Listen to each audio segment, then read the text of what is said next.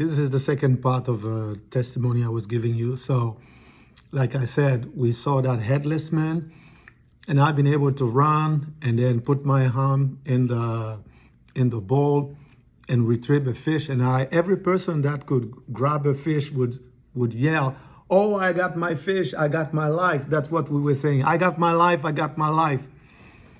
And the other were struggling, and some of them could not make it. And he took the bowl with the water and the fish, and he poured it into that white river. It was like milk. When he poured it in, the kids started to cry. The kids that were with us, who were not able to retrieve their fish, they were crying. And then all of a sudden, we heard the howling of wolves, some black wolves. They were howling, and they were snatching the kids that were not successful. They were snatching them and devouring the kids, eating them live. Sorry, I'm eating something. And I heard that same voice that was speaking to us telepathically saying, "Get out of the forest if you want to live." So I started to run, looking for the road where the bus was parked. And I got out of the forest and I got on that road. And all of a sudden I saw the chopper that was still there, the helicopter. It was there. And the voice asked me to get on the chopper, which I did. I got on it, and it took me to the main road that passed not far from my physical house, in my neighborhood. So I got off the chopper and I started to walk. And as I was walking, I saw some people that were going to work, and they were passing by. And I saw them smiling at them, but they were not seeing me, and they were passing through me. And I was afraid. I said, "What's going on?" And as they were passing through me, I was afraid, and I started to walk faster. And nobody could see me except for the mother of a friend. When I passed by his house, it was one of my friend's house. When she saw me, she called my name. And she said, "Serge, what are you doing here?" She was the only one who could see me.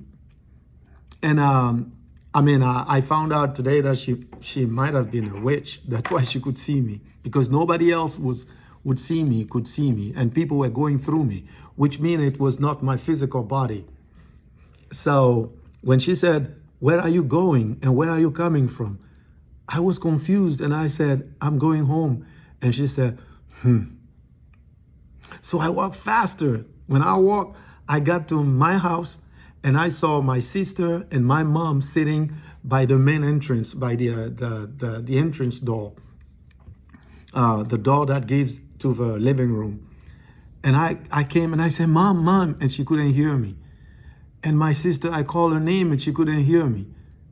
So I was more afraid. So I went into the living room, walking fast to go to the bedroom. And as I got into the bedroom, I saw my bed with somebody lying on my bed. And I was surprised. I said, "Who is that guy on my bed?" And I had, goosebumps. I was afraid when I saw that guy. And when I looked, it was me lying down on the bed. It was me. I saw myself. It feels weird to stand here and see yourself lying on a bed. And all of a sudden, it's like somebody swept me from the floor.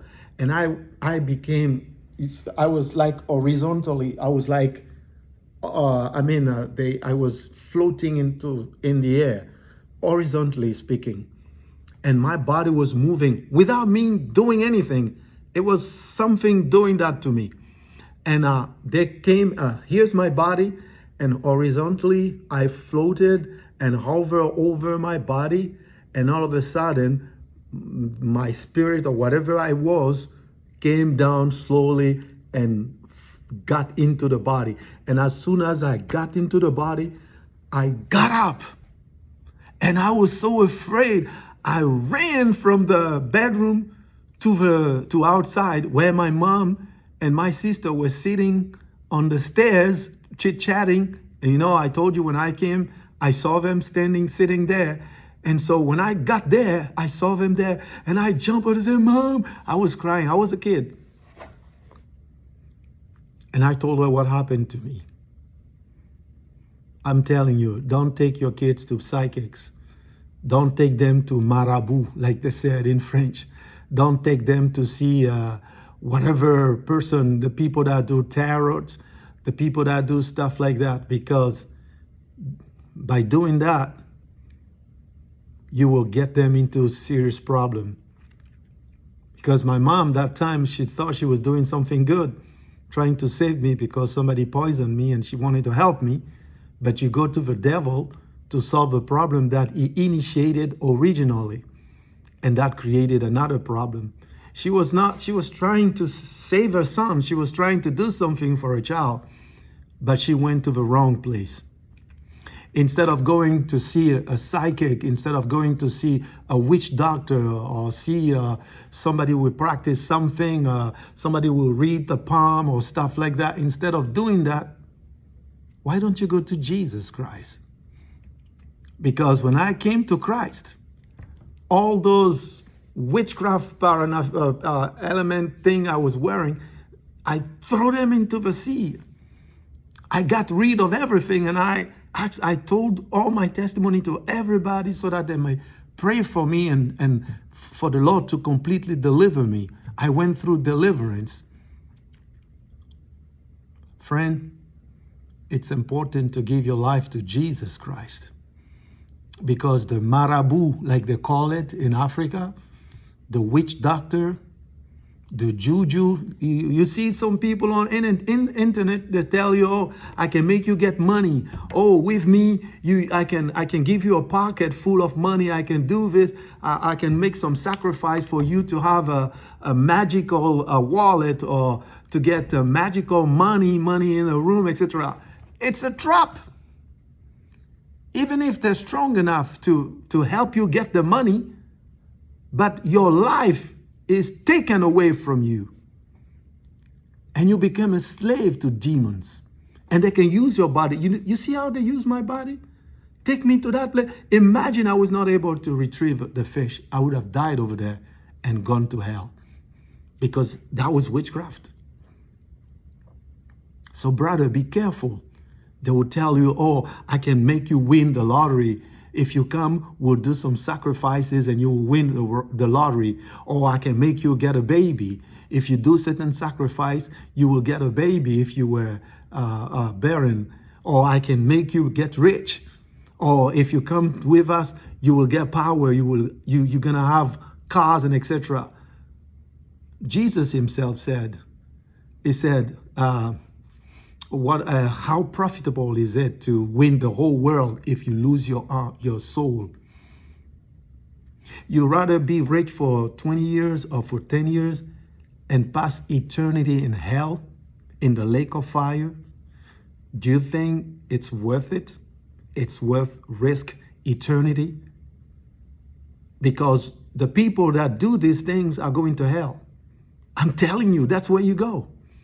Because you're offering yourself up to demons, and they're going to come in your life, they're going to control you, and not only you. I told you, the objective of the devil is your entire family. If you're the head of the family, if they get you, they get the whole family, and they're going to pollute your family, pollute your children, your grandchildren, your great-grandchildren. That's the objective of the devil. Be careful. Don't go to these places. Go to Jesus.